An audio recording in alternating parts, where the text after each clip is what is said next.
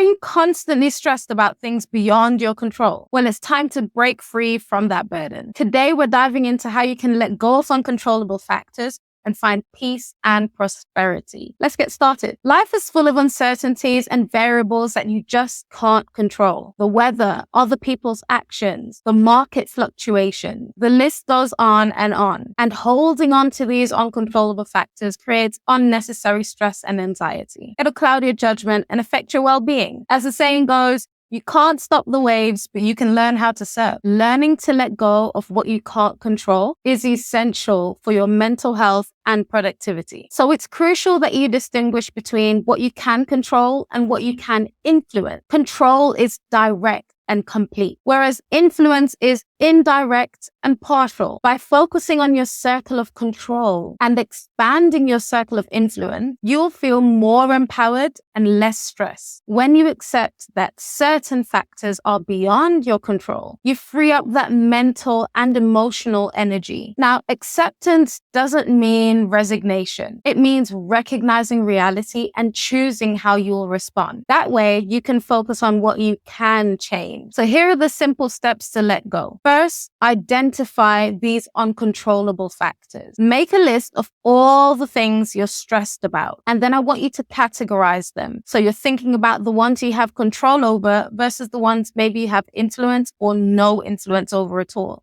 Now, if you have some influence over it, that is not control. So it goes into the uncontrollable bucket. Second, you're going to shift your focus. You have to make a decision here to consciously redirect your focus to the things that you can control, not the things you have some influence over, not the things you have no control over, but only the things that you can control. Third, you're going to reframe your thoughts. I need you to replace those negative and unproductive thoughts with positive, action-oriented thoughts. So when you start thinking about the things that you could influence, but you can't think about what to do, that's a thought you're not going to focus on. You're going to focus on things I can control and what I'm going to do about it.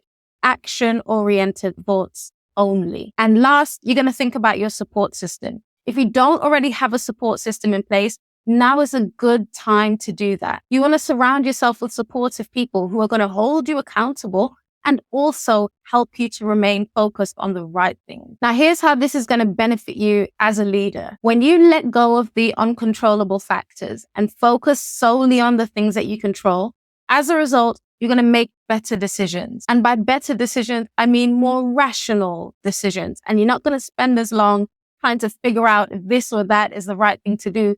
You'll have that mental clarity to be strategic. You'll also be able to build stronger relationships with your team, and that in turn will create a more positive work environment. Now you're leading by example, showing your team how to stay calm, how to still make wise decisions, even in the midst of uncertainty. If you'll spend the time on these 4 steps and start living with the knowledge of the difference between control and influence, I promise you'll be surprised at how much mental clarity you'll gain and how stress-free you'll feel. So thanks for watching. If you found this video helpful, give it a thumbs up and share it with someone who you know needs to hear this. Then leave a comment below about how you manage uncontrollable factors. Don't forget to subscribe and hit the notification bell. Remember, peace and productivity come from focusing on what you can control.